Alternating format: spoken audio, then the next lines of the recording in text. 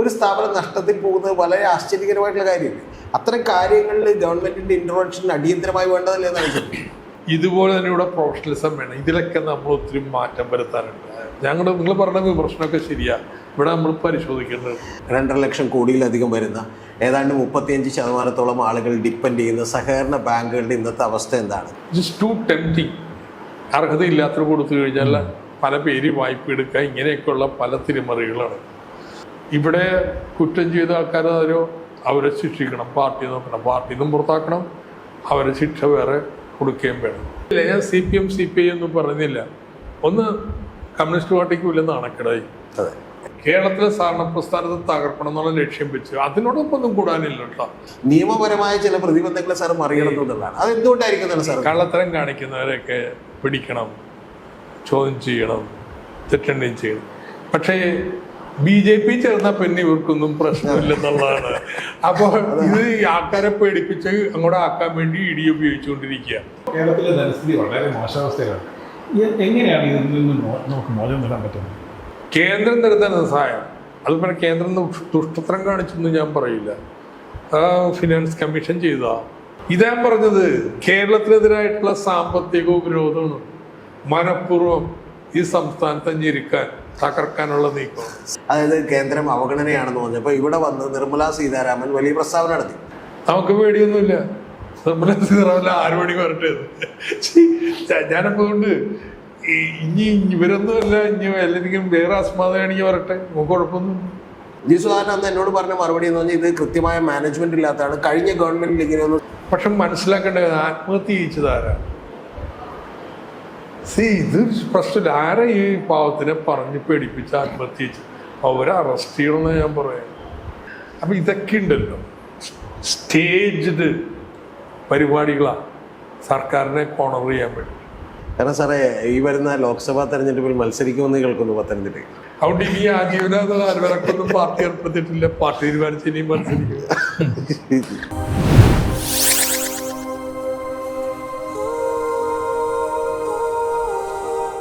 പൊതുഗതാഗതത്തിന്റെ കാര്യത്തിൽ ലോകത്തെല്ലായിടത്തും തന്നെ ഇത്തരത്തിലുള്ള നഷ്ടങ്ങളുണ്ടെങ്കിൽ ഗവൺമെന്റ് ഫണ്ട് ചെയ്യുന്നുണ്ട്. അത് ആവശ്യമാണ്, അനിവാര്യമാണെന്ന് ഞാൻ സമ്മതിക്കുന്നു. പക്ഷേ ഇപ്പോൾ KSEBയുടെ കാര്യം ഓക്കെ, അതുകൂടെ നിൽക്കട്ടെ. കാരണം KSEBയുടെ കാര്യത്തിൽ പോലും സെക്രട്ടേറിയറ്റിലെ ഉദ്യോഗസ്ഥർ അല്ലെങ്കിൽ ഡ്രൈവർ മേടിക്കുന്നതിനേക്കാൾ ശമ്പളം കൂടുതലാണ് അവർ മേടിക്കുന്നത്. ഇങ്ങനെ ഉള്ള ഒരുപാട് എക്സ്പെൻസ്, ഓവർ എക്സ്പെൻസ്.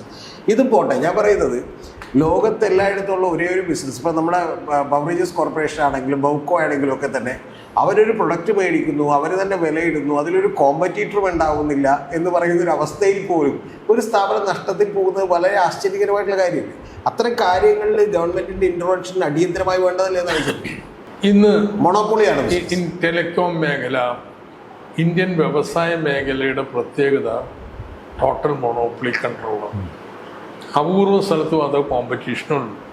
അല്ലെങ്കിൽ അദാനിയോ അംബാനിയോ അങ്ങനെ 3-4 എണ്ണം കയറി അങ്ങ് മുഴുവനും പിടിച്ചിരിക്കണം നേരത്തെ. അതുകൊണ്ട് അവിടെ ഇൻഎഫിഷ്യൻ്റായിട്ട് പോയിട്ടുണ്ടോ? സംഗതി നീങ്ങുന്നുണ്ട്. പൊതുമേഖലയിൽ എന്താണ് അനാവശ്യമായ രാഷ്ട്രീയ ഇൻ്റർവെൻഷനോ അതിൻ്റെ അടിസ്ഥാനത്തിലുള്ള തീരുമാനത്തെ ഈ പണി അവസാനിപ്പിച്ച് പ്രൊഫഷണൽ ആൾക്കാർ റൺ ചെയ്താൽ അവിടെ അദാനിയോ അംബാനിയോ അല്ല അവിടെ നോക്കണത്, പ്രൊഫഷണലായിട്ടുള്ള ആൾക്കാരെ അവരുടെ കമ്പനി നടത്തിക്കൊണ്ടിരിക്കണം. ഇതുപോലെ തന്നെ ഇവിടെ പ്രൊഫഷണലിസം വേണം. ഇതിലൊക്കെ നമ്മൾ ഒത്തിരി മാറ്റം വരുത്താനുണ്ട്. നിങ്ങൾ പറഞ്ഞ വിമർശനമൊക്കെ ശരിയാ. ഇവിടെ നമ്മൾ പരിശോധിക്കേണ്ടത്. സാർ, അടുത്തൊരു കാര്യം എന്ന് പറഞ്ഞാൽ കേരളത്തിൻ്റെ ഇക്കോണമിയിലെ ഏറ്റവും പ്രധാനപ്പെട്ട ഒരു കാര്യമാണ് സഹകരണ ബാങ്ക്. 2.5 ലക്ഷം കോടിയിലധികം വരുന്ന ഏതാണ്ട് 35% ആളുകൾ ഡിപ്പെൻഡ് ചെയ്യുന്ന സഹകരണ ബാങ്കുകളുടെ ഇന്നത്തെ അവസ്ഥ എന്താണ്? കാരണം 300-ലധികം വരുന്ന സഹകരണ സംഘങ്ങളിൽ ക്രമക്കേടുണ്ട് എന്ന് പറഞ്ഞിട്ടുണ്ട്. അപ്പോൾ 300-ലധികം എന്ന് പറയാൻ കാര്യം 395 ഉണ്ട്. പക്ഷേ അതൊക്കെ ചെറിയ ചെറിയ ക്രമക്കേടുകളാണ്, കുറേ എണ്ണം. ചിലതൊന്നും നിലവിലില്ലാത്ത സംഘങ്ങളാണ്. പക്ഷേ ഇപ്പോൾ കണ്ടലയാണെങ്കിലും അല്ലെങ്കിൽ കരുവന്നൂർ സഹകരണ ബാങ്കിലോ ഒക്കെ നടന്ന ക്രമക്കേടുകളിൽ 2 പാർട്ടികൾക്കും, അതായത് ഭരിച്ചിരുന്ന ആളുകൾക്കും, കാരണം സഹകരണ രജിസ്ട്രാർ അറിഞ്ഞിട്ടില്ല, വർഷങ്ങളായി അതിന് പരാതി കൊടുത്തിട്ട് അറിഞ്ഞിട്ടില്ല. സോ പാർട്ടിക്കും ഗവൺമെൻറ്റിനും, അല്ലെങ്കിൽ കാരണം ഇതിന് ഏറ്റവും വലിയ ഒരു കോൺട്രിബ്യൂഷൻ നൽകിയിട്ടുള്ള LDF അല്ലെങ്കിൽ CPM ആണെന്ന് തന്നെ നമുക്ക് പറയാം. അപ്പോൾ അത്തരത്തിലുള്ള CPMന് ഇത്തരത്തിലുള്ള നോട്ടപ്പിശുക്കളും ധാരണക്കുറവുകളൊക്കെ ഉണ്ടായിട്ടുണ്ട്. കാരണം ഇത് കഴിഞ്ഞ തവണ ജി സുധാകരൻ വന്നിട്ട് പറഞ്ഞു, EP ജയരാജൻ സഖാവും വന്നിട്ട് പറഞ്ഞത് ഇത് വലിയ വീഴ്ചകൾ നമുക്ക് പറ്റിയിട്ടുണ്ട്, അതുകൊണ്ട് പരിശോധിക്കണമെന്നുള്ള ആൾക്കാണ് അവർ പറഞ്ഞത്. അപ്പോൾ ഈ പറയുന്ന രീതിയിൽ വലിയ മോശത്തരങ്ങൾ കുറച്ച് ബാങ്കുകളിൽ നടന്നിട്ടുണ്ട്. മൊത്തം 16,000 ഇൻസ്റ്റിറ്റ്യൂഷൻസ് ഉണ്ട് ഡെപ്പോസിറ്റ് സ്വീകരിക്കുന്നത്. ബാങ്കുകൾ 14,000 വരത്തുള്ളൂ. അതിൽ ആകെ കണ്ടെത്തിയിരിക്കുന്നത് 190. ഇനി കൂട്ടിക്കോ, ഇരട്ടിയാക്കിക്കോ, അത്രയേ ഉള്ളൂ ഇതിൽ. എല്ലാവരും കുഴപ്പത്തില്ല. കാരണം ഈ ഒരാശങ്ക വന്നു കഴിഞ്ഞാൽ വിശ്വാസം നഷ്ടപ്പെട്ടാൽ പിന്നെ പണം പിൻവലിക്കലും വീഴ്ചയെന്ന് പറയും. ഇപ്പം CPM ഇത് തിരിച്ചറിഞ്ഞു. ഒരു 3 വർഷം മുമ്പ് ഇങ്ങനെ ഉള്ള അപജയം ഉണ്ടാവുന്നു. അപ്പോൾ അതിൽ CPM കണ്ടത് ഇതിന് പ്രാപ്തിയുള്ള ആളുകളെല്ലാം തിരഞ്ഞെടുക്കും. അപ്പോൾ അവിടുത്തെ ചില ഉദ്യോഗസ്ഥന്മാരും എല്ലാം കയറി കഴിഞ്ഞാൽ ഇവരെ വഹിച്ചുകൊണ്ട് പോണ പരിപാടി. 2, അവരും ഈ പോകുന്ന ആളും തമ്മിൽ യോജിച്ച് സഹകരിച്ച് ചെയ്യുന്ന ഏർപ്പാടുകളും. Just to tempting. അർഹതയില്ലാത്തവർ കൊടുത്തു കഴിഞ്ഞാൽ പല പേര് വായ്പ എടുക്കുക, ഇങ്ങനെയൊക്കെയുള്ള പല തിരിമറികളാണ്. സോ ഇത് തിരുത്താൻ, ഇത് ഭാവി നടക്കാൻ പാടില്ല. 1, ഡയറക്ടർ ബോർഡ് അംഗങ്ങളോ ജീവനക്കാരോ വായ്പ എടുത്തിട്ടുണ്ടെങ്കിൽ, അവരുടെ ബന്ധുക്കൾ വായ്പ എടുത്തിട്ടുണ്ടെങ്കിൽ അത് ജനറൽ ബോഡിയിൽ വാർഷിക നടപടി റിപ്പോർട്ട് ചെയ്യണം. ഇത് ചെറിയ കാര്യം, ഇതുവരെ ഇല്ല. 2, ഒരാളും 3-ാം വർഷം 3 വർഷത്തിൽ കൂടുതൽ ടേമിൽ കൂടുതലാകാൻ പാടില്ല. CPM തീരുമാനിച്ചിരിക്കുന്നത് 2 ടേമിൽ കൂടുതൽ പാടില്ല. 3, ഓഡിറ്റർ എന്ത് പറഞ്ഞാലും അത് ജനറൽ ബോഡി വെക്കണം, ആക്ഷൻ ടേക്കണം, വെക്കണം. നിയമത്തിൻ്റെ ഭാഗമാണ്.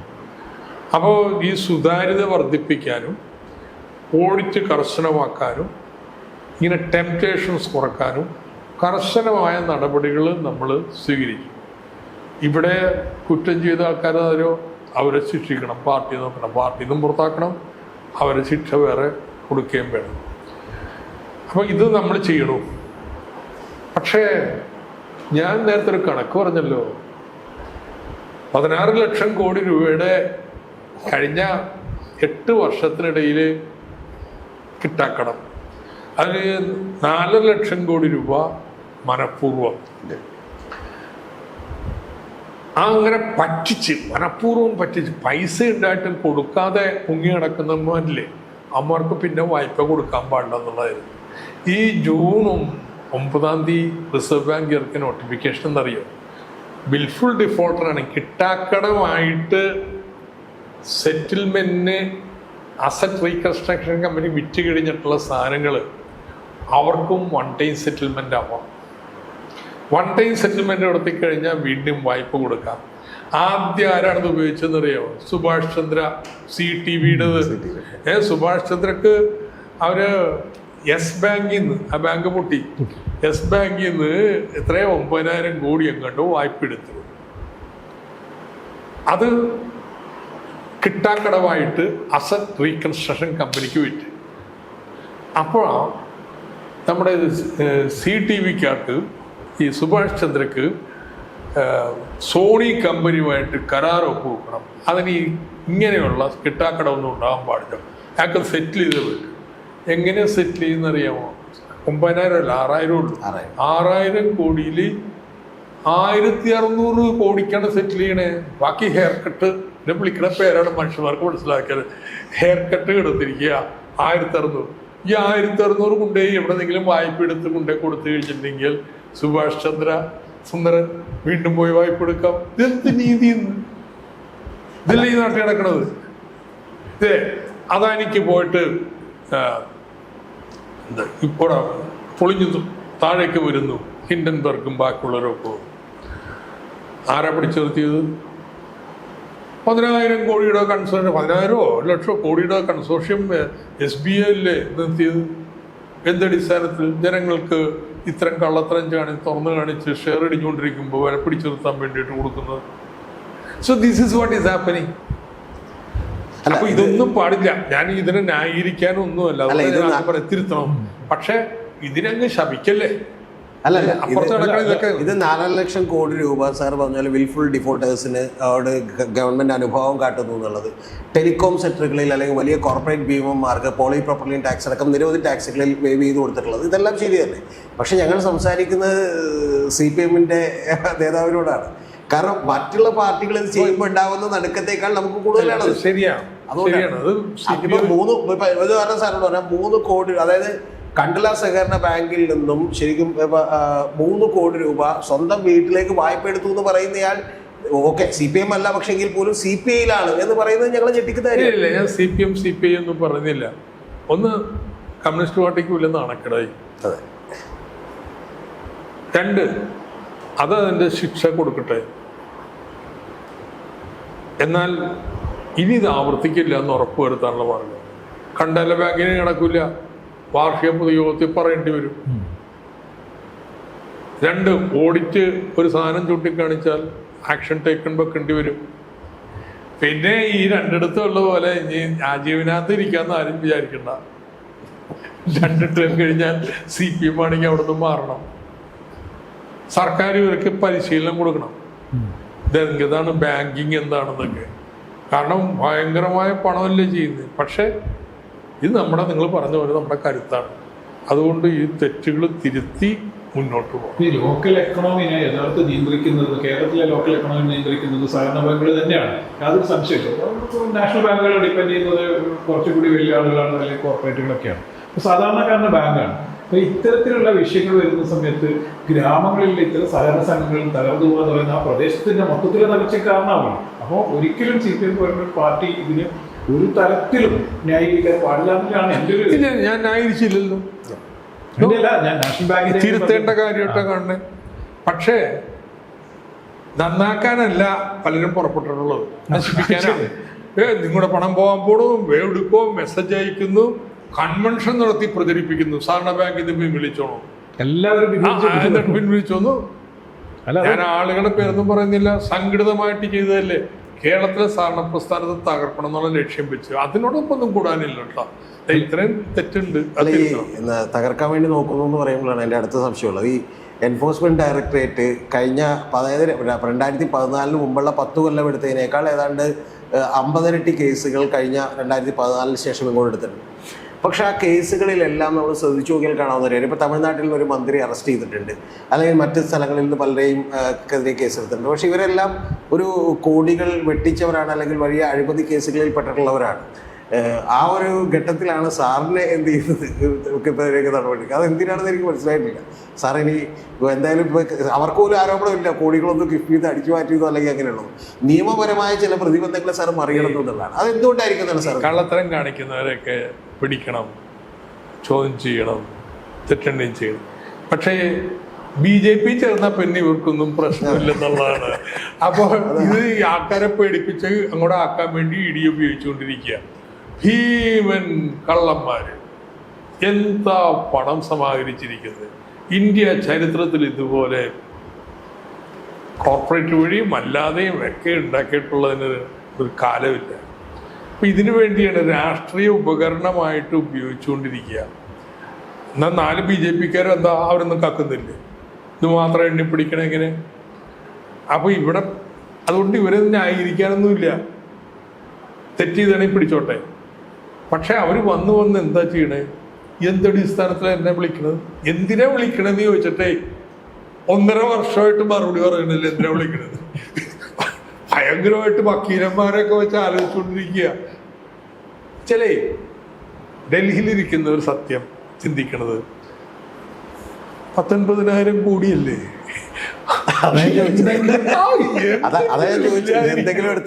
ശീലം അതാണ്. അപ്പൊ അതുകൊണ്ട് എന്തെങ്കിലും ഉണ്ടാവും. അപ്പൊ അവര് പറഞ്ഞ പിടിക്കും, ശരിക്കും തപ്പാനാ പറയണേ. അപ്പൊ അല്ല, അതുകൊണ്ടാണ് ഞാൻ ചോദിച്ചത്. അവരങ്ങനെ ധരിച്ചു വെച്ചിട്ടുണ്ടാവും. ചോദിക്കണേ, അവരോട് ചോദിക്കണമെങ്കിൽ എന്താ, എന്തിനു വേണ്ടിയാ നിങ്ങൾ എന്നെ വിളിപ്പിക്കണേ? Simple question. എന്ത് തെറ്റ് അന്വേഷിക്കാനാണ് നിങ്ങളെ വിളിക്കുന്നത്? അത് പറ. എന്നിട്ട് വിളിപ്പിച്ചാലും ഞാൻ പോയേനെ. നിങ്ങൾ പറയണത് നിങ്ങളെ ചോദ്യം ചെയ്യണം, അങ്ങനെ നമ്മൾ ചോദ്യം ചെയ്യാനൊന്നും പാടില്ലെന്ന് പറയുന്ന ആളൊന്നുമല്ല. ഞാൻ പോകുമെന്നാണ് ആദ്യം പ്രതികരിച്ചത്. പക്ഷെ അന്ന് എനിക്ക് പോകാൻ നേരമില്ല, പോണില്ലെന്ന് പറഞ്ഞു. കാരണം വെച്ച് കഴിഞ്ഞാൽ പത്രത്തിലൂടെ ഞാൻ അറിയണേ. എന്നിട്ട് പോകേണ്ടതിൻ്റെ 2 ദിവസം മുമ്പാണ് എനിക്ക് കത്ത് കിട്ടുന്നത്. ഈ കത്ത് എൻ്റെ MLA ആയിരുന്ന അവിടെ അങ്ങോട്ട് താമസിക്കുന്ന വീട്ടിലേക്ക് അയച്ചു. അത് കറങ്ങി തിരിഞ്ഞെത്തിയപ്പോൾ സമയം വൈകിയത്. പത്രത്തിൽ കൊടുത്തെല്ലാം ആഘോഷിച്ച് കഴിഞ്ഞപ്പോഴാണ് വന്നത്. അപ്പോൾ ഞാൻ പറയാം, അന്ന് എനിക്ക് വരാൻ പറ്റത്തില്ല. അപ്പോൾ ഇവർക്ക് വാശി. വീണ്ടും നോട്ടീസ്. ആ നോട്ടീസിലോ നമ്മുടെ മുൻ ഭാര്യയുടെ അടക്കമുള്ള അക്കൗണ്ടുകൾ, മക്കളുടെ അക്കൗണ്ട്, ഞാൻ ഡയറക്ടറായിരുന്ന മുഴുവൻ കമ്പനികളുടെ അക്കൗണ്ട് എന്നാ പറയണത്. എന്ത് അക്കൗണ്ട്? ഇതിൽ നമുക്ക് ഞാൻ കൊടുക്കണം. ഈ ഡയറക്ടറായിരുന്ന കമ്പനിയുടെ അക്കൗണ്ടൊക്കെ എൻ്റെ കയ്യിൽ ഞാനെങ്ങനെ ഉണ്ടാവാനും? ഇതുപോലെ അസംബന്ധം വാശിക്ക് എഴുതിയ ഏതോരുത്തനോട് ഇരുന്നിട്ട് ഇങ്ങനെ കാണിച്ചു തരാം. അപ്പോഴാണ് ഞാൻ കോടതിയിൽ പോയത്. എന്തിന് കാര്യത്തിനാണ് ഇതൊക്കെ ചോദിക്കുന്നത്? ഫെമ വയലേഷൻ ഇതൊക്കെ എന്താ പ്രസക്തമായി വരുന്നത്? അപ്പോഴാണ് തർക്കം തുടങ്ങിയത്. അല്ലെങ്കിൽ എന്താ, ഇടി വിളിപ്പിച്ചു, പോലീസ് വിളിച്ചപ്പോണ്ട്. ഇപ്പോൾ പോലീസ് സ്റ്റേഷനിലാണ് പറയണത്, നിങ്ങൾക്ക് ഇങ്ങനെ കേസുണ്ട് വരണമെന്ന് പറഞ്ഞാൽ ഞാൻ പൗരനിലയിൽ പോകാൻ ബാധ്യസ്ഥനാണ്. That is normal. അതുകൊണ്ട് ഇനി വിളിച്ചാലൊക്കെ പോകണമെങ്കിൽ പോവും ഞാൻ. പക്ഷേ വെറുതെ ഇതെൻ്റെ വീട്ടുകാരും മുഴുവൻ അറിയണമെന്ന് പറഞ്ഞു വന്നു കഴിഞ്ഞാൽ ഒന്നും കൊടുക്കൂല. ആ പണി അങ്ങനെ വിരട്ടാനൊന്നും നോക്കണ്ട. സാർ, ഈ സാറ് ധനമന്ത്രിയായിരുന്ന 5 വർഷക്കാലം വലിയ കുഴപ്പങ്ങളൊന്നും ഇല്ലാതെ തന്നെ ധനവകുപ്പ് ഉണ്ടായിരുന്നു. കൊടുക്കാൻ പറ്റാത്തടത്ത് നോ പറയാറുണ്ട്. അത് പാർട്ടിക്കാരായിരിക്കും ഒരു മന്ത്രിമാരുടെ നോ പറയാറുണ്ട്. ഇല്ല, തരാൻ പറ്റില്ല എന്ന് പറയുന്നത്. അതിനൊക്കെ കുറേ വിമർശനമൊക്കെ നേരിട്ടുണ്ടെങ്കിൽ പോലും അത് വളരെ കൃത്യമായിക്കൊണ്ടായിരുന്നു. പക്ഷെ ഇപ്പം കേരളത്തിലെ ധനസ്ഥിതി വളരെ മോശാവസ്ഥയിലാണ്. എങ്ങനെയാണ് ഇതിൽ നിന്ന് നമുക്ക് മോചനം നേടാൻ പറ്റുന്നത്? കുഴപ്പം 3 കാരണം കൊണ്ടുണ്ടാവും. ഒന്ന്, ചെലവ് ഭയങ്കരമായിട്ട് കൂടി, അപ്പോൾ കുഴപ്പമുണ്ട്. കഴിഞ്ഞതിന് മുമ്പത്തെ വർഷത്തേക്കാൾ ചെലവ് കുറഞ്ഞിരിക്കുക കഴിഞ്ഞ വർഷം. ഈ വർഷം ഞങ്ങൾ കുറയും. അപ്പം ചെലവ് കൂടിയുണ്ടല്ല. സാധാരണ സർക്കാർ, ഏത് സർക്കാരാണെങ്കിലും ഒരു 10% കൂടുകയും ചെലവ്. അതിന് പകരം 2-3% കുറഞ്ഞിരിക്കുക. 2, അപ്പോൾ പിന്നെ വരുമാനം കുറഞ്ഞതാണ് കൂടി. അപ്പോൾ ഏത് വരുമാനമാണ്? തനത് വരും. സംസ്ഥാന സർക്കാർ പിരിക്കണ നികുതിയുണ്ട്, കേന്ദ്രം തരുന്ന സഹായമുണ്ട്, കേന്ദ്രം അനുവദിക്കുന്ന വായ്പയുണ്ട്. ഇതാണ് 3 വരുമാനം. സംസ്ഥാനം പിരിക്കണ നികുതിയെ കഴിഞ്ഞ 2 വർഷം കോവിഡ് കഴിഞ്ഞിട്ട് 22% വെച്ചാൽ കൂടിയിരിക്കണേ. അപ്പോൾ സംസ്ഥാന സർക്കാർ ഒരു കുഴപ്പമില്ലേ? കേന്ദ്രം തരുന്ന സഹായം, അത് പിന്നെ കേന്ദ്രം ദുഷ്ടത്തരം കാണിച്ചൊന്നും ഞാൻ പറയില്ല. ഫിനാൻസ് കമ്മീഷൻ ചെയ്താൽ കുറഞ്ഞുകൊണ്ടിരിക്കുക. നമ്മുടെ റവന്യൂ വരുമാനത്തിൻ്റെ 25% കേട്ടോ ഇപ്പോൾ അവർ നമുക്ക് തരണത്. ബാക്കി സംസ്ഥാനങ്ങൾ ശരാശരി എടുത്താൽ 55% അവരുടേതാണ്, നമുക്ക് തരുന്നില്ല. അപ്പം നമ്മൾ ഈ കേന്ദ്രത്തിൻ്റെ സഹായം കുറയുന്ന വർഷമാണ് ഇന്നലെ കഴിഞ്ഞ വർഷം. ഉദാഹരണത്തിന് GST കോമ്പൻസേഷൻ നിൽക്കും എന്നെല്ലാവർക്കും അറിയാം, നിൽക്കും.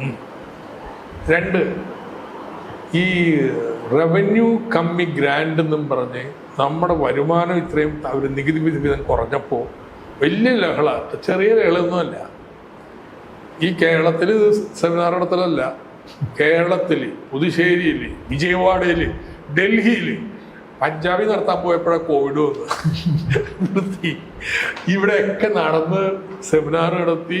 എന്നുവെച്ചാൽ കേന്ദ്രം പറഞ്ഞ് ടേംസ് ഓഫ് റെഫറൻസിൽ പരിഗണനാ വിഷയത്തിൽ പറഞ്ഞ് ഇങ്ങനെ റവന്യൂ ഡെഫിസിറ്റ് ഗ്രാൻഡ് കൊടുക്കേണ്ടതുണ്ടോ എന്ന് നിങ്ങൾ പരിശോധിക്കും.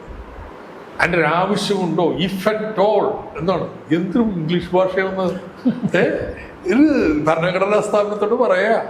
ഏതോ ഒരു വിവരമില്ലാത്തവൻ ഇരുന്ന് എഴുതിയുണ്ടാക്കിയത്, അല്ലെങ്കിൽ ഇങ്ങനത്തെ ഭാഷയൊന്നും ഉപയോഗിക്കില്ല. അപ്പോൾ ഇതിനെതിരായിട്ടാണ്. അപ്പോൾ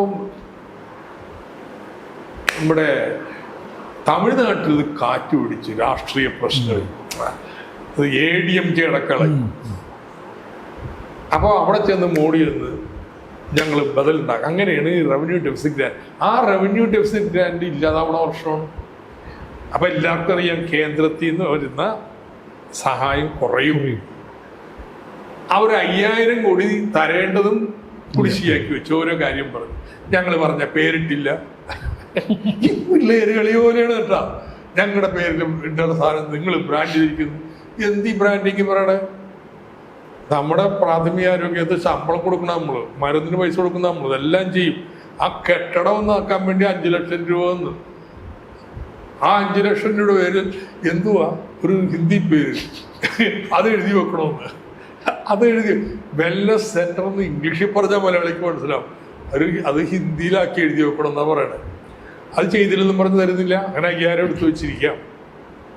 അപ്പോൾ നമ്മൾ സ്വപ്നം തിങ്ങല്ലായി. ഇതാണ് സന്ദർഭം എന്ന് കണ്ടിട്ട് അടിയാണ് കിഫ്ബിയുടെ ഇതുവരെ എടുത്ത വായ്പ ഞങ്ങൾ തിരിച്ചു പിടിക്കുകയാണ്. പിന്നെ നിങ്ങളുടെ പെൻഷൻ ഫണ്ട് പാവങ്ങൾക്ക് മുടക്കമില്ലാതെ 26-ാം തീയതി കൃത്യം 20% നമ്മുടെ ജീവനക്കാർക്ക് ശമ്പളം കിട്ടുന്ന പോലെ വീട്ടിൽ കൊണ്ടുപോയി പൈസ കൊടുക്കുന്ന ഏർപ്പാടായിരുന്നു. അതിന് 12,000 കോടി രൂപ വായ്പ എടുത്തിട്ടുണ്ട്. അതിൽ 8,000 കോടി രൂപ 8,000 കോടി രൂപ കേരള സർക്കാർ തിരിച്ചു കൊടുത്തു. ഈ 12,000 വായ്പ എടുത്തായിട്ട് കണക്കാക്കിയിരിക്കണമെന്ന് എന്ത് തെമ്മാടിത്തോണി കാണിക്കണേ. എന്നിട്ട് അതിൻ്റെ പേരിൽ അങ്ങ് വെട്ടിക്കുറച്ചു. 40,000 കോടി രൂപ 2021-22 വായ്പ എടുത്ത സംസ്ഥാനത്തിന് 22-23 അനുവദിച്ച വായ്പ 20,000 കോടിയാണ്. പിന്നെ പ്രശ്നമില്ല. ഇതാ പറഞ്ഞത്, കേരളത്തിനെതിരായിട്ടുള്ള സാമ്പത്തിക ഉപരോധമാണ് മനഃപൂർവ്വം ഈ സംസ്ഥാനത്തെ ഞെരുക്കാൻ തകർക്കാനുള്ള നീക്കം. സാർ മന്ത്രിയായിട്ടിരിക്കുമ്പോൾ VD സതീശനുമായിട്ടൊരു സംവാദം ഉണ്ടായിരുന്നു. അത് വളരെ ശ്രദ്ധയോടുകൂടി നമ്മൾ കണ്ടതാണ്. അതിനുശേഷം ഇപ്പോൾ ഈ കഴിഞ്ഞ ദിവസം ഈ പറഞ്ഞ പ്രശ്നങ്ങളെല്ലാം വന്നപ്പോൾ, അതായത് കേന്ദ്രം അവഗണനയാണെന്ന് പറഞ്ഞപ്പോൾ ഇവിടെ വന്ന് നിർമ്മലാ സീതാരാമൻ വലിയ പ്രസ്താവന നടത്തി. ആ പ്രസ്താവന നടത്തിയപ്പോൾ എനിക്ക് തോന്നിയൊരു കാര്യം, ഒരു നിരീക്ഷകൻ എന്നുള്ളവർക്ക് എനിക്ക് തോന്നിയൊരു കാര്യം, CPM-ൽ നിന്നോ ഗവൺമെൻറ്റിൽ നിന്നോ ആരും അത് പ്രോപ്പർലി ഡിഫെൻഡ് ചെയ്തില്ല. കാരണം അവർ ഒരുപാട് കണക്കുകൾ നിരത്തിക്കൊണ്ടാണ് നിർമ്മലാ സീതാരാമൻ പറഞ്ഞത്. എൻ്റെ ചോദ്യം ഇതുമായി ബന്ധപ്പെട്ടല്ല. എൻ്റെ ചോദ്യം, ഇതിനൊക്കെ കൃത്യമായി ഉപയോഗപ്പെടുത്താൻ കഴിയാവുന്ന ഒരാൾ തോമസ് ഐസക്, ഞാൻ പക്ഷെ അത് ഇതുവരെ പറയാത്തൊരു കഥ പറയാം. അന്നിപ്പോ നമ്മൾ ഡിബേറ്റ് ചെയ്യാനായിട്ട് ക്ഷണിച്ചിട്ടില്ല എങ്കിലും ഞാൻ ഇംഗ്ലീഷിൽ ഒരുപാട് ട്വീറ്റ് ചെയ്തിട്ടുണ്ട്, ദിവസം ട്വീറ്റ് ചെയ്തു. ഈ മലയാളത്തിൽ ചെയ്തിട്ട് എന്താ അവിടെ എത്താൻ കാരണം? അവിടെ ഇംഗ്ലീഷിൽ ചെയ്തത് പ്രതികരണമൊന്നുമില്ല. ഇപ്പോൾ ജന്മഭൂമിക്കാരൻ എന്നെ വിളിച്ചു, നിർമ്മലാ സീതാരാമൻ 31-ാം തീയതി ശിവഗിരിക്ക് വരുന്നുണ്ട്, അപ്പോൾ അത് കഴിഞ്ഞിട്ട് ഒരു ഡിബേറ്റ്, സെമിനാർ എന്നാ പറഞ്ഞ ഡിബേറ്റ്, അധ്യക്ഷൻ B. മുരളീധരൻ, നിർമ്മലാ സീതാരാമൻ, ഞാനും ഈ വിഷയം. ഞാൻ പറഞ്ഞു സന്തോഷം വരാൻ. ഞാൻ പറഞ്ഞു എനിക്ക് ആകെ ഡിമാൻഡ് 20 മിനിറ്റ് തന്നെ, ബാക്കി നിങ്ങൾ എത്ര മണി സംസാരിക്കും, 20 മിനിറ്റിലേ ബാക്കിയോ. 2 പവർ പോയിന്റ് വർത്താനം ഒരുപാട് വാചകടിക്കാൻ പറ്റും, പവർ പോയിന്റ് തന്നെ. അങ്ങനെ തലേ ദിവസവും പറഞ്ഞു നിർമ്മലാ സീതാരാമൻ ക്യാൻസൽ ചെയ്തു. ഇവിടെ എന്തോ ഞാൻ വരുന്നതുകൊണ്ട് പേടിച്ചിട്ടൊന്നുമില്ല, അവർ കേരളത്തിൽ വരണ്ടെന്ന് വെച്ചു. അവർക്ക് എന്തോ ഡൽഹി പരിപാടി ഉണ്ടെന്ന്. നമുക്ക് പേടിയൊന്നുമില്ല, നിർമ്മലാ സീതാരാമൻ 6 മണിക്ക് വരട്ടെ. ഞാനപ്പോൾ കൊണ്ട് ഇനി ഇവരൊന്നുമല്ല, ഇനി എല്ലാവർക്കും വേറെ അസ്മാതാണെങ്കിൽ വരട്ടെ, നമുക്ക് കുഴപ്പമൊന്നുമില്ല. അല്ല, CPM അതിന് സാറിന് നിയോഗിക്കേണ്ടത്. എനിക്ക് അവർ വന്നിരിക്കും, ഞാൻ എങ്ങനെ അന്വേഷിച്ച് നടക്കാം? എന്നോട് മത്സരിക്കാൻ ചെയ്യാറുണ്ടോ, ഞാൻ റെഡി എന്ന് പറഞ്ഞ് നടക്കാൻ പറ്റുമോ? ഇത് വരട്ടെ. ഈ കർഷക ആത്മഹത്യ നടന്നപ്പോൾ, കർഷക ആത്മഹത്യ നടക്കാനുണ്ടായ ഒരു കാരണം എന്ന് പറയുന്നത്, ഒരു കൃത്യമായ കാരണം, അത് ലോണായി കർഷകന് കൊടുക്കുകയും പിന്നീട് അത് ലോൺ ഗവൺമെൻറ് പണം കിട്ടുമ്പോൾ ബാങ്കിലേക്ക് അടക്കുകയും ചെയ്യുന്നൊരു പരിപാടിയാണ്.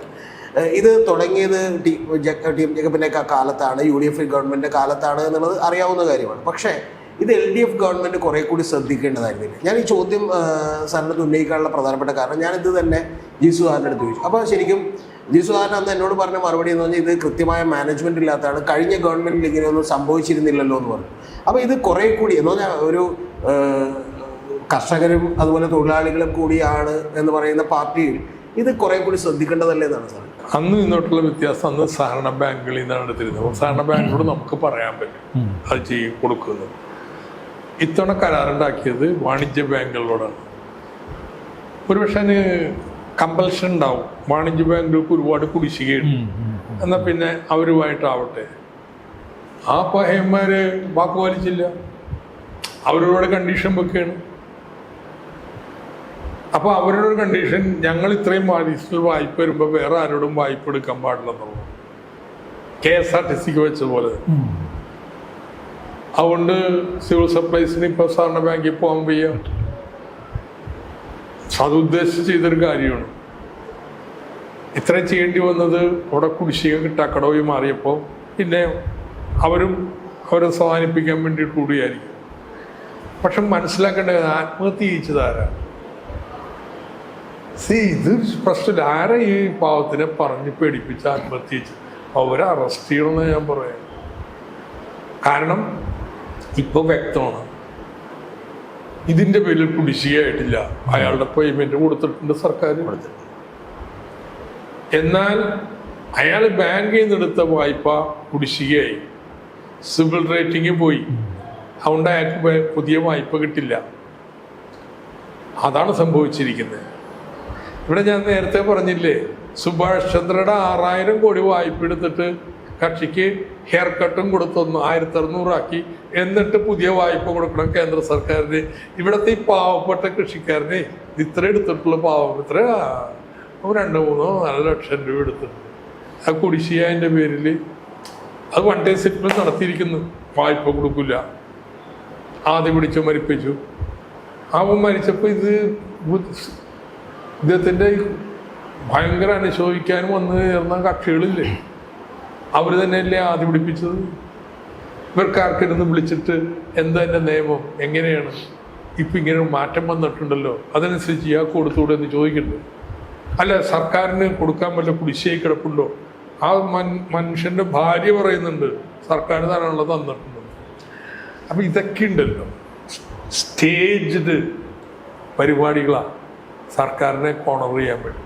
സാറ് ഈ പാർട്ടി തീരുമാനിക്കും എന്നൊരു മറുപടി പ്രതീക്ഷിച്ചുകൊണ്ട് ഞാൻ ചോദ്യം ചോദിക്കുന്നത്. കാരണം സാറേ, ഈ വരുന്ന ലോക്സഭാ തെരഞ്ഞെടുപ്പിൽ മത്സരിക്കുമെന്ന് കേൾക്കുന്നു പത്തനംതിട്ടയിൽ. ഞാൻ രാഷ്ട്രീയം ഉപേക്ഷിച്ചിട്ടില്ല, നല്ല കാര്യമായി. അതൊക്കെ പാർട്ടിയുടെ തീരുമാനം. രണ്ട് ടൈമിക്കുള്ളവർ വേണ്ട, ശരി, അതിന് ഉദ്ദേശമുണ്ട്. ആ പാർട്ടി അത് പറയുകയും ചെയ്തിട്ടുണ്ട്, മനസ്സിലായി. അതുകൊണ്ട് ഇനി ആജീവനാന്തകാലം പാർട്ടി ഏർപ്പെടുത്തിയിട്ടില്ല. പാർട്ടി തീരുമാനിച്ച് ഇനിയും മത്സരിക്കും. ഇതുമായിട്ട് ബന്ധമില്ലാത്ത ചോദ്യം. അതായത് ഞാൻ ഈ ചപ്പാരപ്പട പദ്ധതിയിലാണ് റിച്ചാർഡ് ഫ്രാങ്കി എന്നുള്ള പേര് ഞാൻ ആദ്യം കേൾക്കുന്നത്. സാധാരണ വളരെ അടുത്തൊന്നുമില്ല. ഈ ചപ്പാരപ്പട പദ്ധതിയായിട്ട് സാർ സഹകരിച്ചാണ്, അത് വലിയൊരു മാതൃകാ പദ്ധതിയൊക്കെയായിരുന്നു. ഇപ്പോഴും ഈ റിച്ചാർഡ് ഫ്രാങ്കിയായിട്ട് ബന്ധപ്പെട്ട് സാറിന്റെ പേരുകൾ പലതരത്തിലും പറയുന്നു. എന്താണ് സംഭവം? റിച്ചാർഡ് ഫ്രാങ്കി കേട്ടാൽ മലയാളികൾ സാറിന്റെ പേര് ഓർമ്മ വരുന്നത്. ഇത് നല്ലൊരു വിദ്വാൻ. അപ്പൊ ഇവിടെ അയാളോട് ഞാൻ പുസ്തകങ്ങൾ എഴുതിയിട്ടുണ്ട്. 3 പുസ്തകം, മൂന്നാമത്തെ ഒരുമിച്ച് ന്യൂയോർക്കിലെ മന്ത്ലി റിവ്യൂ പ്രസിദ്ധീകരിക്കാൻ പോയി. ഈ സ്പ്രിങ്ങിൽ മെയ് മാസത്തിൽ പ്രസിദ്ധീകരിക്കുന്ന കരുതലാണ്. അപ്പോ ചിലര് എന്താ പറയണ്ടേ, വിഭ്രമം പിടിച്ചിട്ടാ, അല്ലാതെ ഇതൊന്നും പറയാൻ പറ്റത്തില്ല. ഇയാള് CA ആണെന്നൊക്കെ ഈ പാവം തെളിയിക്കണം, ഇയാളെ CA അല്ലെന്ന്. ഈ പറഞ്ഞ ആൾക്കാർക്ക് തെളിയിക്കാൻ ബാധ്യതയൊന്നുമില്ല, അവർക്ക് ഇങ്ങനെ പറഞ്ഞാൽ മതി. പറയാനും ഇറക്കാനും പത്രങ്ങളും ഉണ്ട്. രണ്ടുപേരാണ് അങ്ങനെ CA ഏജന്റ് എന്ന് പറഞ്ഞത്. ഒന്ന് അറബിക്കഥ എന്ന് പറഞ്ഞ സിനിമ എടുത്തു കഴിഞ്ഞപ്പോൾ ലാൽ ജോസ് എന്ന് പറഞ്ഞ സംവിധായകനെ കുറിച്ച് പറഞ്ഞത് CA ഏജന്റാണ്. പക്ഷെ അതിന് മുമ്പ് CA ഏജന്റ് അയാളാണ് സാർ. അപ്പം ആ കഥ തീർന്നേ. അപ്പോൾ അവസാനത്തെപ്പോഴും പാർട്ടിയിൽ നിന്നും അന്വേഷണം വെച്ചു. ഞാൻ നേതാവെന്ന് പറഞ്ഞാൽ അന്വേഷിക്കാതിരിക്കും, ആരോടെ വന്നു കഴിഞ്ഞാൽ അന്വേഷിക്കട്ടെ. അപ്പോൾ എന്താണ് ഇതിന് വഴി? ഇയാൾ CA ആണല്ലെന്ന് എങ്ങനെ തെളിയിക്കുക? അപ്പം അതേപോലെ അവിടെ അറിയാവുന്ന ഒരുപാട് പേര് വെച്ചപ്പോൾ ഇയാൾ CA അല്ല, ഇയാൾക്ക് ഇതിലൊന്നൊരു CA എന്ന് ഇയാളൊന്നും മൈൻഡ് ചെയ്യത്തില്ല. എന്ത് ചെയ്ത് അവിടെ ഈ റൈറ്റ് ടു ഇൻഫർമേഷൻ ആക്ട് പോലെ ഫ്രീഡം ആക്ട് എന്ന് പറഞ്ഞ സാധനം, അത് വെച്ച് നമ്മളെക്കുറിച്ചുള്ള രേഖകളൊക്കെ ചോദിക്കാം. FBI-യുടെയും CA-യുടെയും രേഖ എന്ത് നമ്മൾ ഫ്രാങ്കിയെ കുറിച്ചുണ്ട് തരണമെന്ന് ആവശ്യം. അപ്പോൾ ഇത്രയും കട്ടിയുള്ള സാധനം കിട്ടിയ എല്ലാം കറപ്പിച്ച് വെച്ചിരിക്കുക. ഏതായാലും CA-യുടെ കുറിച്ച് CA ഇത്രയും വലിയ ഫയൽ ഉണ്ടാക്കേണ്ട കാര്യം, ഇത്രയും വലിയ ഫയൽ ഉണ്ടാക്കി വെച്ച് കഴിഞ്ഞാൽ ഇയാൾ ഇന്തോനേഷ്യയിലും പിന്നെ ഈസ്റ്റ് ടൈമോറിലുമാണ് പഠിക്കാൻ പോയത്. അപ്പോൾ അവിടുത്തെ ഇടതുപക്ഷ പ്രസ്ഥാനമായിട്ടൊക്കെ ബന്ധപ്പെട്ടാണ് നിന്നിരുന്നത്. അപ്പോൾ അവിടുത്തെ കൂട്ടക്കൊലയെക്കുറിച്ചൊക്കെ പിന്നീട് എഴുതിയിട്ടുണ്ട്. അപ്പോൾ CA-യുടെ നോട്ടപ്പുള്ളിയായിരുന്നു ഇയാൾ. അപ്പോൾ ഇത്രയും രേഖ കിട്ടിക്കഴിഞ്ഞപ്പോൾ പിന്നെ തർക്കമില്ല, ഇയാൾക്ക് CA-ആയിട്ട് ആരും ബന്ധമില്ല എന്നുള്ളത്. ഈ അടുത്ത കാലത്ത് പോലും ഈ കിഫ്ബിയുമായി ബന്ധപ്പെട്ടുള്ള ചില ഈ സംഭവങ്ങൾ ഇതൊക്കെ സംഭവം വന്നപ്പോഴും ചില ആളുകളുടെ പ്രസ്താവന ഉണ്ടായി, ഇത് റിച്ചാർഡ് ഫ്രാങ്കിയുമായി ബന്ധപ്പെട്ട് ഇതൊക്കെ ഞാൻ പറഞ്ഞില്ലേ, ചിലരുടെ വിഭ്രമങ്ങളാണ്. ഏതായാലും അതിനൊന്നും ആരും വസ്തുതയില്ല. ഞാനതുകൊണ്ട് ഇപ്പം ഞങ്ങൾ ഒരുമിച്ച് എഴുതുന്ന പുസ്തകം ഇതിൻ്റെ പേര് how CIA toppled Kerala communist ministry. CIA എങ്ങനെ കേരളത്തിലെ കമ്മ്യൂണിസ്റ്റ് മന്ത്രിസഭയെ അട്ടിമറിച്ചു. അത് ഒറിജിനലായിട്ട് ആദ്യമായിട്ട് പല രേഖകളും അതിൽ ഉപയോഗിക്കുന്നുണ്ട്. അങ്ങനെ ഞാൻ ഇതവണ പോയിട്ട് കുറച്ചധികം രേഖകളൊക്കെ ശേഖരിച്ച മലയാളത്തിൽ എഴുതിയത്. പക്ഷെ അത് ഒരു ജേർണലിസ്റ്റിക് പീസാണ്, ഒരു എഴുത്താണ്. അക്കിടയ്ക്ക് റിഗർ വേണം. അപ്പോൾ ഇയാൾ ആണ് വളരെ പരിശ്രമിച്ച് മുഴുവൻ കളക്ട് ചെയ്ത് ഞങ്ങൾ ഒരുമിച്ചപ്പോൾ വിചാരിച്ചു പ്രായമായി ഇനി എന്നൊന്നും പറ്റൂല. അപ്പോൾ ഒരു അവസാനത്തെ വരവും കൂടി കേരളത്തിൽ ഈ പുസ്തകമായിട്ട് വരാൻ പ്ലാനിട്ടിരിക്കുകയാണ്. CA ആണെന്ന് തന്നെ പറയുന്നത്. അപ്പൊ CA എങ്ങനെ അട്ടിമറിച്ചു എന്നുള്ളൊരു പുസ്തകം. അല്ല, ഇതിനൊരു ട്രോള് വരാൻ വിളിച്ച സാധ്യത. കാരണം CA ഏജന്റ് തുറന്നു പറയുന്നത് ഇനി ആരെങ്കിലും CA അറിയാതെ എങ്ങനെ ഈ രേഖ. അതോടെ ഞാൻ പറഞ്ഞേ അത്തരത്തിലുള്ള വിവാദങ്ങൾ. അതുപോലെ തന്നെ ഈ രാഷ്ട്രീയത്തെ അല്ലാതെ തന്നെ ഇപ്പൊ കഞ്ഞിക്കുഴിയിലുള്ള ഈ കാർഷിക പദ്ധതിയുമായി ബന്ധപ്പെട്ട് വലിയ പ്രൊജക്റ്റാണ്. ശരിക്കും അത് വലിയ മാതൃകയായി കേരളത്തിൽ ആകമാനം വന്നിരുന്നെങ്കിൽ ഇന്ന് കേരളത്തിന്റെ ഈ ധനസ്ഥിതിയും അതുപോലെ തന്നെ എല്ലാം മാറിയായി. പക്ഷെ എന്തുകൊണ്ടാണ് കഞ്ഞിക്കുഴിയിൽ അപ്പുറത്തേക്ക് അത് പോകാതിരുന്നത്? പോകേണ്ടതാണ്. ഒത്തിരി പഞ്ചായത്തുകളിൽ ഉണ്ട്. പക്ഷെ കേരളത്തിന്റെ കാർഷിക സ്ഥിതിയിലൊരു മാറ്റം വരത്തക്ക രീതിയിൽ അത് പോയിട്ടില്ല. എൻ്റെ ഒരു ചിന്ത, ഇനിയിപ്പോൾ കാർഷിക മേഖലയിൽ ഉന്നതിയിലേക്ക് പോകണമെങ്കിൽ ഏറ്റവും ആധുനിക ശാസ്ത്ര സാങ്കേതിക വിദ്യകളോട് ഉപയോഗിക്കണം. ഇപ്പം കഞ്ഞിക്കുഴിയിലൊക്കെ ഡിജിറ്റൽ പ്ലാറ്റ്ഫോമിൽ വിൽക്കൽ തുടങ്ങിയൊക്കെ പലരും വരുന്നുണ്ട്. അതുമാത്രമല്ല, പ്രൊഡക്ടിവിറ്റി കൂടണം, നല്ല ആദായകരമായ പണിയായിട്ട് മാറും. പത്തനംതിട്ടയിൽ അവിടുത്തെ കുടുംബശ്രീയുടെ ഒരു പ്രൊജക്റ്റ് കാണാൻ പോയി. 25 സെൻറ്റ് സ്ഥലത്ത് നിന്ന് മുളക് നടന്നു, കാശ്മീരി മുളക്. ഞാൻ കണക്ക് കൂട്ടി നോക്കിയപ്പോൾ 2 പ്രാവശ്യം കൃഷി 6 മാസം കൊണ്ട് ഒരു 2 ലക്ഷം രൂപ 25 സെൻറ്റ് ക്ലീൻ. ഞാൻ മുളകിൻ്റെ തൂക്കമൊക്കെ നോക്കിയിട്ടുണ്ട്. അപ്പോൾ എത്ര കിട്ടും എന്നെല്ലാം കണക്ക് കൂട്ടി എടുക്കുമ്പോൾ ഇനി അതിൽ നമ്മളിനി ഹൈബ്രിഡ് സീഡാണ് ഉപയോഗിക്കുന്നത്. അതുകൊണ്ട് ഈ പ്രൊഡക്ടിവിറ്റിയിൽ വരുന്നത്. അതിനൊരു ദോഷമുണ്ട്, സീഡ് പിന്നെയും മേടിക്കണം, ഇതൊന്നും ഉണ്ടാക്കാൻ പറ്റില്ല. പക്ഷെ എന്നാലും ഒരു കുഴപ്പമില്ലെന്ന് കൊടുത്താലും. പിന്നെ അവര് നമ്മുടെ തുള്ളി ജലസേന നടത്തും. അതിൽ കൂടി പുതിയ വളം ആവശ്യമുള്ളതും പോഷകങ്ങളും കൊടുക്കും. എന്നാൽ അതുമാത്രമല്ല, നല്ല മണ്ണിട്ടുണ്ട്, പുതപ്പിച്ചിട്ടുണ്ട്.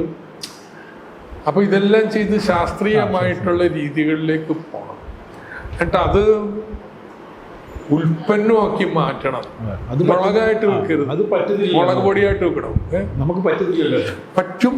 അപ്പം ഇങ്ങനെയുള്ളത് നല്ല അഭ്യസ്തവിദ്യരായിട്ടുള്ള ആളുകൾ ഇത്തരത്തിലുള്ള കാര്യങ്ങളിലേക്ക് വന്ന് എങ്കിൽ മാത്രം കൃഷി വെറും ജൈവം എന്ന് പറഞ്ഞിട്ട് ഓടത്തില്ല. That's my. നമുക്ക് ജൈവവളം യെസ്, അതിനൊരു വില വീഴും കേട്ടോ. ജൈവം അത് കൊടുത്ത് മേടിച്ച് തിന്നോളൂ. മേടിക്കാൻ കേരളത്തിലെ ആളുകളാണ്, അതിനുവേണ്ടി ഉണ്ടാക്കിക്കോളൂ, ഒരു കുഴപ്പമില്ല. പക്ഷെ അത് മാത്രമല്ല, ഈ ആധുനിക സാങ്കേതിക വിദ്യകൾ ഉപയോഗപ്പെടുത്തുക തന്നെയാണ്. അതുപോലെ തന്നെ കാർഷിക ഉൽപ്പന്നങ്ങൾ ഇപ്പം നമ്മളെല്ലാവരും ഒരേ ടൈപ്പ് കാർഷിക ഉൽപ്പന്നങ്ങൾ ഉൽപ്പാദിപ്പിക്കുന്നു. അതൊക്കെ മാറിയിട്ട് ഓരോ സ്ഥലത്തിലും വ്യത്യസ്തമായ രീതിയിലുള്ള കൃഷിയൊക്കെ ആരംഭിക്കുന്നില്ല. ശരിക്കും നമ്മുടെ കൃഷിക്കാരുടെയൊക്കെ എന്തെല്ലാം സഹായങ്ങൾ കൊടുക്കുന്നുണ്ട്, പക്ഷെ അതൊന്നും പ്രായോഗികമാവുന്നില്ല. ഇപ്പോൾ പത്തനംതിട്ട ചെയ്യാൻ ശ്രമിക്കുന്ന ഒരു കാര്യം, ഇങ്ങനെ ചെറിയ കൃഷിക്കൂട്ടങ്ങൾ ഉണ്ടാക്കുന്ന സാധനങ്ങൾ അവിടെ തന്നെ ഉൽപ്പന്നങ്ങളാക്കി മാറ്റാം. എന്നിട്ട് അത് ഡിജിറ്റൽ പ്ലാറ്റ്ഫോം വഴി വിൽക്കാം. ഡിജിറ്റലൊന്നുമല്ല, ഓരോ വാർഡിലും 2 പേര് ഷോപ്പേഴ്സ്. അവർ ഡിജിറ്റലായിട്ട് ഓർഡർ ചെയ്യും, അവരുടെ വീട്ടിൽ കൊണ്ട് ഡെലിവറി ചെയ്യും. അതിൽ നിന്നുണ്ടാവുന്ന വരുമാനം അപ്പോൾ പ്ലാറ്റ്ഫോംകാർ കൊണ്ടുപോകില്ല, ഇവരുടെ പ്ലാറ്റ്ഫോമാണ്. അല്ലെങ്കിൽ ഇപ്പം നമ്മൾ വേറെ ആമസോണിനോ വല്ല മേടിക്കുകയാണെങ്കിൽ 30% അവർ കൊടുക്കണ്ടേ, 30-40% അവർ മേടിക്കും, വേണ്ട, പാവങ്ങൾക്ക് തന്നെ കിട്ടും. അങ്ങനെ നൂതനമായ ഉൽപ്പന്നങ്ങൾ ഉണ്ടാക്കി അവിടെ തന്നെ വിറ്റ് കഴിഞ്ഞാൽ വരുമാനം വർദ്ധിപ്പിക്കാൻ പറ്റും. പ്രായോഗികമായിട്ട് നമ്മളിങ്ങനെ ചിന്തിക്കണം, പുതിയ ഉൽപ്പന്നങ്ങൾ, പുതിയ രീതിയുള്ളത്. അപ്പം മുളക് പൊടിയാവാം, വെറും മുളക് പൊടിയല്ല, മുളക് പൊടി എസൻസ് എടുത്ത് കൊടുക്കാം. അപ്പോൾ ഇനി ചിലർക്ക് എസൻസ് പോരാ, നിറം തന്നെ മുളകിൻ്റെ, അപ്പം ആവശ്യാനുസരണം നമുക്ക് കൊടുക്കാൻ പറ്റും പലതും, പല രീതിയിലുള്ളത്. സമയം അതിക്രമിച്ചുകൊണ്ട് മാത്രമാണ്. ഇതിൽ മേൽ എനിക്ക് വീണ്ടും ചോദ്യങ്ങളുണ്ട്, പക്ഷേ അത് ചോദിക്കാത്തത് സമയം അതിക്രമിച്ചുകൊണ്ടാണ്. സാർ ഇത്തരത്തിലുള്ള വലിയ ആശയങ്ങളുമായി സാർ മുന്നോട്ട് പോകട്ടെ. അടുത്ത ഇനിയിപ്പോൾ തെരഞ്ഞെടുപ്പ് എന്ന് ഞാൻ പറയുന്നില്ല, അല്ലെങ്കിലും വലിയ പ്രവർത്തനങ്ങളുമായി മുന്നോട്ട് പോകട്ടെ. എല്ലാ ഭാവവും സമയം തന്നതിന് ഒരുപാട്